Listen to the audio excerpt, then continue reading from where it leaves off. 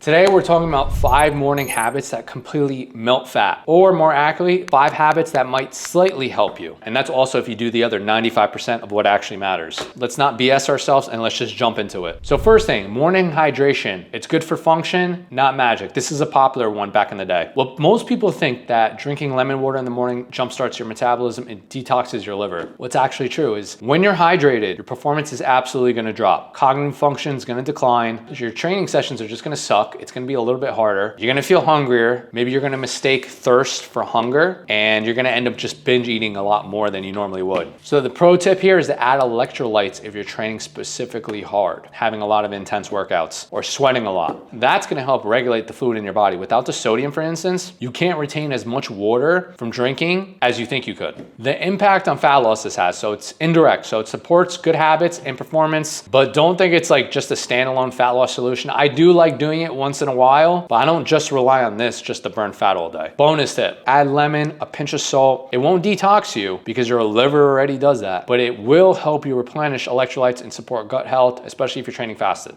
Number 2, fasted morning cardio. It's useful in context. So what most people think, fasted cardio burns 3 times more fat. Technically, yes, you're oxidizing more fat during cardio, but it doesn't matter unless you're in a calorie deficit overall. And then what's actually true is fasted cardio burns a higher percentage of calories from fat, but total daily energy balance still dominates. So your BMR, your NEAT, your physical activity levels, that all count for your total daily energy expenditure. That's really the most important part. But if it allows you to stay in the deficit, I'm all for it. Could possibly suppress your appetite. Maybe it just fits better in your routine. Great. But it's not superior. Any type of low intensity exercise in the morning that's low impact, maybe it's sustainable for you and easier just to recover from, but it's also not going to ruin your training later in the day if you end up pushing them together. So the pro tip, fasted cardio can help prep competitors get to low levels of body fat, but general fat loss, not a requirement. The impact, so it's going to be slightly useful if it helps with adherence, hunger management, maybe recovery, but it's not magic. So example, a 10-minute walk in the morning, that's maybe 50 to 70 calories burned. You get a lot more mental clarity. Maybe you have fewer cravings in the day. I know for me, like sometimes I end up craving food in between maybe morning and lunch because the gap in between my morning and lunch is like a few hours. I'm talking like 5-6 hours spaced out. So sometimes I'll get those cravings. And maybe starting the day with energy momentum is your best bet. It's not about torching fat instantly. Number 3, cold showers. What most people think, cold showers activate brown fat and burn major calories. And I'm talking about a lot. I'm talking about like maybe 100 calories per minute. Technically it's true, but we're talking like minimal calories, what actually happens. Maybe about 10-12 calories extra, maybe an hour, if that. It's not exactly gonna outpace your ultra processed habit all single day. If you're eating and consuming more calories than your body burns in a day, it's not gonna outpace it. So there needs to be a balance. What's actually true is cold exposure does stimulate the brown adipose tissue and can slightly increase thermogenesis. But unless, guys, we're sitting at like negative 10 degrees in an ice bath for 2 hours, doing the Wim Hof method, you know, when you're breathing excessively, like,